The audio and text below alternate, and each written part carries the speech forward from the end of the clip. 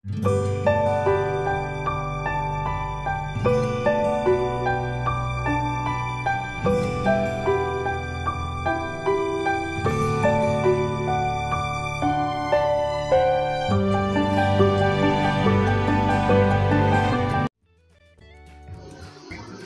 suatu benda atau sering juga disebut dengan isi atau kapasitas adalah besarnya ruangan yang dapat ditempati suatu benda. Ya, besarnya ruangan yang dapat ditempati suatu benda. Volume benda dapat diukur dengan menggunakan satuan tidak baku, ya.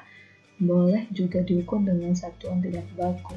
Nah, hari ini kita akan belajar bagaimana mengukur atau menghitung atau menentukan volume dengan satuan tidak baku. Contoh satuan tidak baku yang dapat digunakan antara lain, yang pertama gelas, yang kedua gayung, yang ketiga ember, yang keempat serta benda konkret lainnya, ya. Serta benda konkret lainnya. Perhatikan contoh soal berikut. Tentukanlah volume benda berikut dengan satuan tidak baku atau menggunakan gelas. Nah, kita disuruh menentukan volume dari gayung, yang kedua kotak makan berukuran kecil, yang ketiga kotak makan berukuran besar. Nah, benda yang sudah Ibu persiapkan yaitu ada air, ada gelas, ada gayung, ada kotak makan berukuran besar, dan ada kotak makan berukuran kecil, ya. Nah, tadi kita sudah disuruh untuk menentukan dari volume, ya.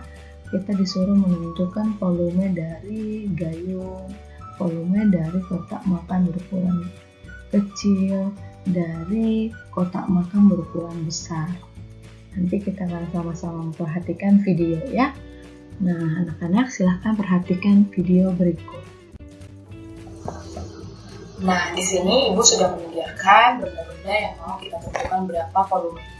Nah, Ibu akan mengukur menggunakan satu gelas ini, ya. Kita akan lihat berapa volume dari benda-benda ini berdasarkan gelas ini dengan menggunakan air ini, ya.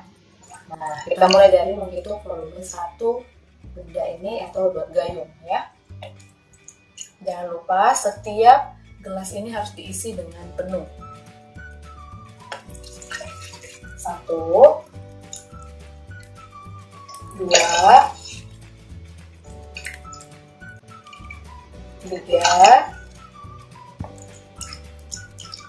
4, 5, dan 6.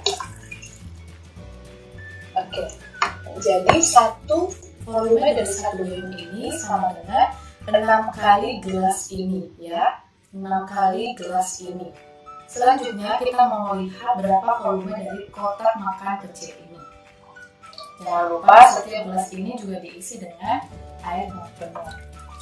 1, 2,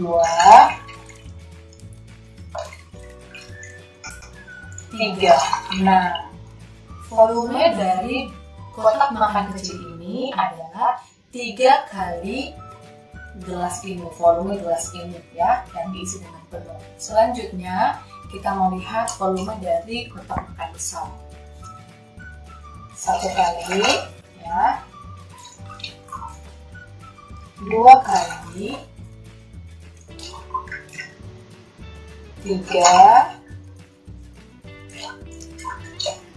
dan 4 kali. Nah, kita lihat volume dari kotak makan besar ini adalah 4 kali penuh, ya, 4 kali volume dari gelas ini, ya.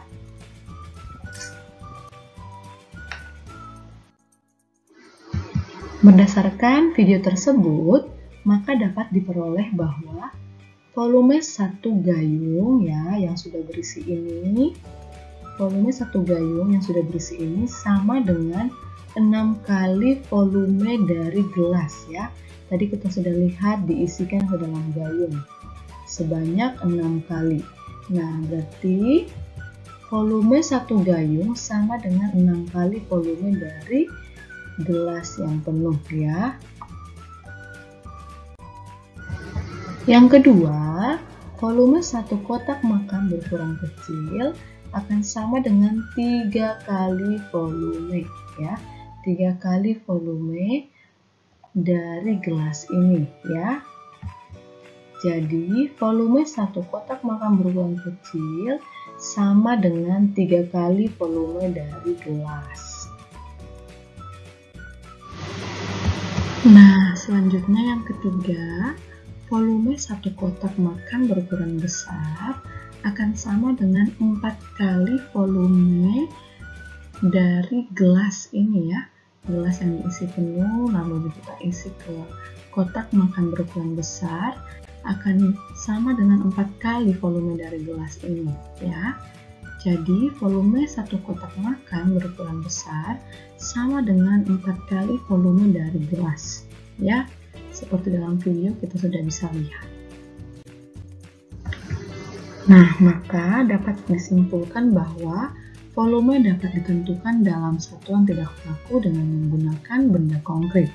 Nah, selain menggunakan benda konkret gelas seperti yang sudah Ibu berikan contoh dalam video, kamu juga dapat menentukan volume benda dalam satuan tidak baku dengan menggunakan benda konkret lainnya yang mudah kamu temukan di sekitarmu. Bisa kamu ukur seperti sendok makan atau sendok sayur atau mangkok dan lain sebagainya ya.